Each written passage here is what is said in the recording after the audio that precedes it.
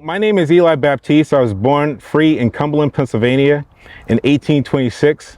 I later moved to Springfield, Mass around 1846. I was a pivotal voice in the community, so much so that a Masonic lodge was named after me while I was still living, the Eli Baptiste Springfield Beneficial Society. A pivotal moment in the development of the Black community in Springfield was the establishment of the area's first African-American church in 1844. The Sanford Street Church, known as the Free Church, the Zion Methodist, the First Congregational Church, known today as St. John's Church, which you guys have probably heard 500,000 times, but it was very important that, that church and how it changed the area. At the time, John Brown, which we all have heard about him, he came up here and he was a member of the church. He visited us, he talked to us and stuff, and that's when I met him in the church. John Brown leaves Springfield 1849. When he left Springfield after leaving, he had founded the Gileadites, which was a civic group in the city, a civic group. So it was an anti-slavery militia aimed at self-defense against slave catchers in response to the enactment of the Fugitive Slave Act, which made this organization kind of like illegal, right? Because what you were doing is we were going out there, I said we were going out there and we were, protesting in a form by preventing the slave catchers from taking slaves back. Once he founded that group, what you will find out is that at no point in time was anybody brought back from Springfield as a slave. So that was very significant at that time frame. One of the things that's noted in 1855, the census had a population for blacks in the area of 392 in 1855, which is a testament to the Gileadites, which was 10 times the population of all the surrounding towns: Longmeadow, Wilbraham, Westfield, West Springfield. There was census data that showed you and does talk to the number of blacks that lived in those communities and stuff at the time frame.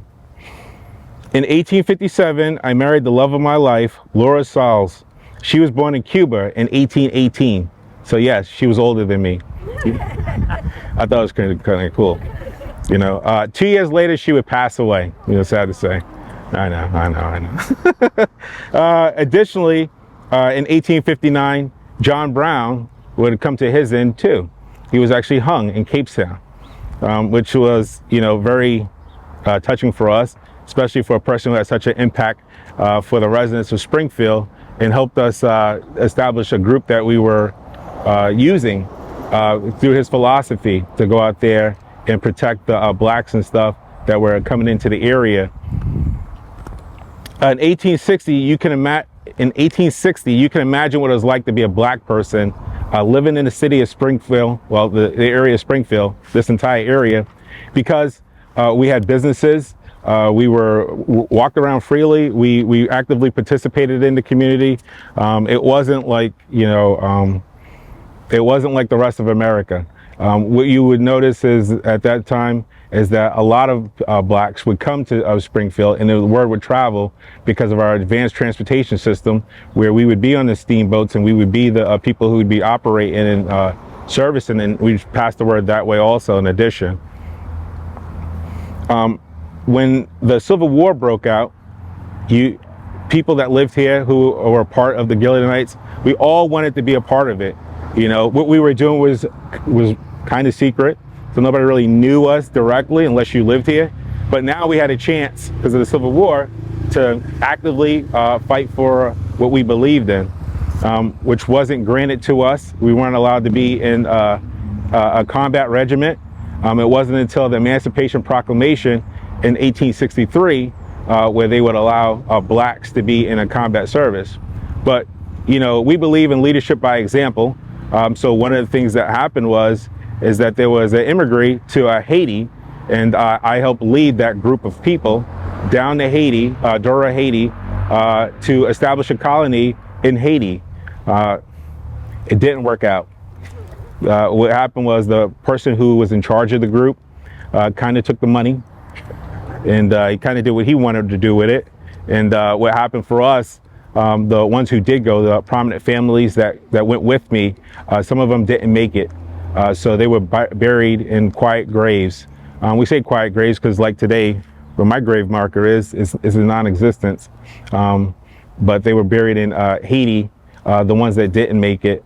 And we came back in 1864 to New York that June. That's when we had came back to the States, and we landed in New York. And then we found our way back here to Springfield, a place that we considered to be home. Right after that, immediately following, within the following year, we would, a lot of the soldiers who were returning after war, they would open up their own businesses, they would open up their own lodges, they would open up restaurants. And one of the most famous restaurants at the time in downtown Springfield, where we love to have food, is Thomas Tom's restaurant. Soldiers would come there like any other diner and talk about past war stories. So we would come there and you would hear like the different battles that they were in at that restaurant. So it was a great meeting spot for a lot of us. That time too, I also opened up my lodge, the Eli Thomas Beneficial Society. It's awesome to think that as an individual, what in your lifetime you could have such you could have such a thing bestowed on you to actually have an active lodge named after you. You know, when most people are used to hearing monuments, monuments usually happen after you've passed on. Here, I'm living testament that even in my young age at that time, I was able to have such an impact to have that honor, to have that named after me. A year later, I would marry my wife, Elizabeth Parker, and this is the area where her family rests, and we would go on from there with life at that point in time. In 1884, I would actually get a Justice of the Peace Commission, and that's bestowed on you by the governor. So what I'd like to say was done in the dark can be brought to the light, where a lot of the things I did most people wouldn't know about, and it's not as documented. But in order to be considered as a person of character, you know, to be a Justice of the Peace Commission, those are people who perform marriages. There's only so many people who are allowed to actually have that commission, historically speaking, even in today, that you can actually have the commission as a Justice of the Peace. A year later, my wife would pass, and once again I'd be by myself. And then May 26, 1905, it would be my time to go. Thank you.